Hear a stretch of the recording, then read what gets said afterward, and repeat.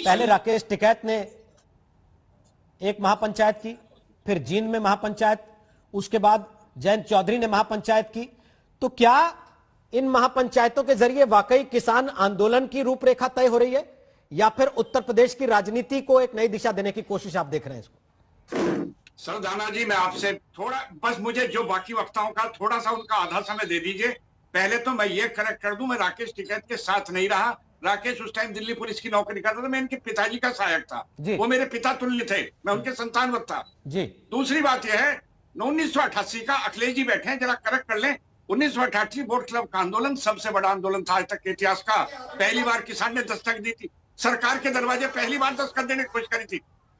और साहब उसमें क्या हुआ, कांग्रेस की सरकार ने, उस टाइम कांग्रेस की सरकार थी, हमारे खाने की लाइनें तोड़ दी थी। लोनी बॉर्डर पे गोली बजी थी, जो ट्रैक्टर खाना लेकर आ रहे थे वे, उनका मर्डर हुआ था पुलिस के द्वारा, उसमें बहुत सारे लोग इंजर्ड हुए थे। ये अपनी याददाश्त में रखें। 9 तारीख को, इस 9 तारीख को प्रियंका जी आ रही है, सुना मैंने, मुजफ्फरनगर, वहीं तितावी वो बगरे के पास गांव है कुटबा, राजेंद्र शहीद हुआ था कुटबे का। प्रियंका जी वहां जाके माफी मांगना। आगे अब आपका सवाल रहा पंचायतें, दौर, ये वो, देखिए वे बात रही नहीं, क्या किसको कहें, रोज आ रहे हैं। ये जयंत जी तो अभी बताने लगे थे कि लठ लगी, फिर उसमें सिंपैथी वेव आ गई, राकेश जी रो दिए, जींद में पंचायत हो गई और हो गया। आपको सरदाना जी बेहतर मालूम है, यहाँ मेरे से वरिष्ठ लोग बैठे हैं, इन्हें सबको पता है, हरियाणा का दर्द कुछ और। हमारे यहाँ रिवाज जो है गाँव में, जब बहू को कुछ कहना हो तो लड़की को कहा जावे। हरियाणा का जो दर्द है वो आपको मालूम है कि हरियाणा का दर्द क्या है, उस पर मैं विस्तार से नहीं कह सकता, मैं नेता तो हूं नहीं। मैं किसान के दर्द की बात बता रहा हूं। ये कहीं पंचायत कर लो, कहीं अपनी राजनीति कर लो, कुछ भी कर लो। राकेश जी 2 चुनाव लड़ चुके हैं, पूरे जोर से लड़ चुके हैं, और चौधरी साहब की मौजूदगी में। चौधरी साहब के बाद क्या कर लेंगे, वहां तो जो कुछ था चौधरी साहब का ही था। ये कील गाड़ के कह रहे हैं कि तुम कील गाड़ रहे, हम अनाज पैदा करेंगे। देखिए, हम अनाज का कमर्शियल उत्पादन मुजफ्फरनगर में नहीं होता, हम काम चलाओ गेहूं पैदा करें, हम गन्ना पैदा करने और आलू करने वाले सरसों बढ़ेंगे। अनाज की बात राकेश जी खामखा कर रहे हैं, हम इतना कंट्रीब्यूट नहीं करते, हम काम चलाओ अनाज पैदा करें। रही बात आगे की, ये दिल्ली में धरना दे के बैठ जाओ या कहीं और धरना दे के बैठ जाओ या कुछ कर लो। देखो साहब, हम तो एक बात जाने, किसान को अन्नदाता कहा जा, अन्नदाता तो है ईश्वर, लेकिन किसान को अन्नदाता कहा जा, और किसान अन्न भी पैदा करे और भाई वे संतान पैदा करे जो सीमा पर लड़े। ठेकेदार नहीं पैदा करते हम, हमारे यहाँ ठेकेदार पैदा नहीं होता, ना परंपरा ठेकेदारी की कि ठेकेदार पैदा कर दिए, ठेकेदार तो और हैं, वे करें ठेकेदार पैदा। हमारा निवेदन केवल इतना है कि राकेश जी से भी निवेदन है, हमारे छोटे भाई के बराबर है, हम तो इनके पिताजी को अपने पिता के समान मानते थे। भाई अभी कुछ नहीं बिगड़ा, जो कुछ बात बिगड़ रही वापस आ जा और आके बैठ के बात कर ले।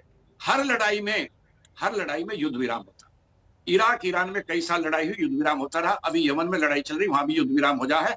युद्ध विराम करके घर आ जा और दोबारा सोच, क्या खोया, क्या पाया, क्या नुकसान, क्या फायदा। कभी भी इतिहास में वो लोग जीतते हैं जो 2 कदम आगे और 1 कदम पीछे, वो जीतते हैं, और जो लोग 1 कदम आगे बढ़ा के पीछे नहीं हटते, केवल एक लाइन लिखी जा कि बहादुरी से लड़े और शहीद।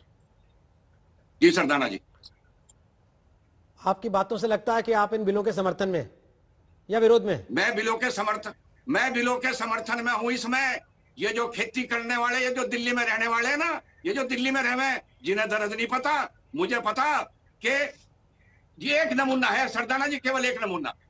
1.25 लाख कुंटल गन्ना इस मौसम, 1.25 लाख कुंटल गुड़ इस मौसम तक केवल कोल्ड स्टोर पर गया था पिछले साल।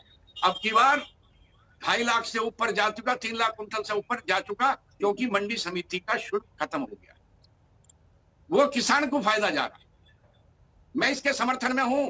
ये मंडी समिति वाले शिकारी कुत्ते की तरह ट्रैक्टर की ट्रॉलियों पड़ा करे थे, शिकारी कुत्ता जैसे पड़े नहीं, ये शिकारी कुत्ते की तरह पड़े थे मंडी समिति वाले। अब कहीं कोई छू कर रहा, ना किसी को ट्रॉली रोक रहा। अन्य हमारा गुड़ कहीं बाहर जावा था, गुड़ पे टूट के पड़े थे, ट्रॉली में 40,000 लो, 30,000 लो।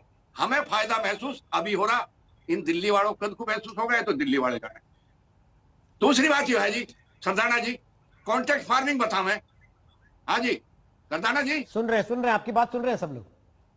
कॉन्ट्रैक्ट फार्मिंग पे जोर दे रखा, हम तो गन्ना कॉन्ट्रैक्ट फार्मिंग पे कर रहे हैं, जो समिति को देवे, समिति मिल को देवे। हमारी कॉन्ट्रैक्ट फार्मिंग तो पहले से हो रही, हमें इसमें क्या नया आ रहा है। और रही बात एमएसपी की, मैं इकट्ठी निपटा दूं। एमएसपी कंपलसरी करके क्वालिटी की गारंटी कौन देगा, ये बता दो मुझे तो कोई। भाई पुष्पेंद्र जी। क्वालिटी गारंटी कौन देगा गारंटी, क्वालिटी गारंटी? आपकी बातों का जवाब लेता हूं पुष्पेंद्र जी से। पुष्पेंद्र जी बोलिए।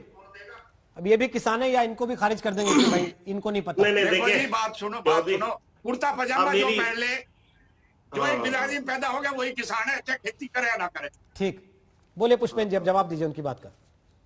देखिए चौधरी साहब की बात का सम्मान करते हुए केवल ये कहना चाहता हूं कि एमएसपी की गारंटी वाली जो बात कही जा रही है, जो प्रमुख मांग है, क्या इन्होंने मान ली? नहीं मानी। दूसरा, जो बिलों को वापसी वाली बात है, क्या इन्होंने मान ली? नहीं मानी। सस्पेंड करने की जो बात कही है, इन्होंने कही है, लेकिन सुप्रीम कोर्ट ने वो पहले ही कर दी थी। इन दो मांगों को लेकर आंदोलन हो रहा है। इसमें हमने बार बार कहा था कि यदि एमएसपी की गारंटी वाला बिल अलग से लिया जाए तो किसानों को दूसरी बात पे समझाना आसान हो सकता है कि कुछ अमेंडमेंट्स के साथ आप मान जाएं। ये बात हम पहले से ही स्टैंड क्लियर मैं अपना कर दूं, ये हम कहते रहे। लेकिन जब ये अड़ गए तो किसान भी अड़ गए कि ठीक है भैया, जब इसमें 4 पैबंद लगने ही लगने हैं इस कमीज में, तो इस कमीज को नई लाए हैं, इसको वापस ले लो।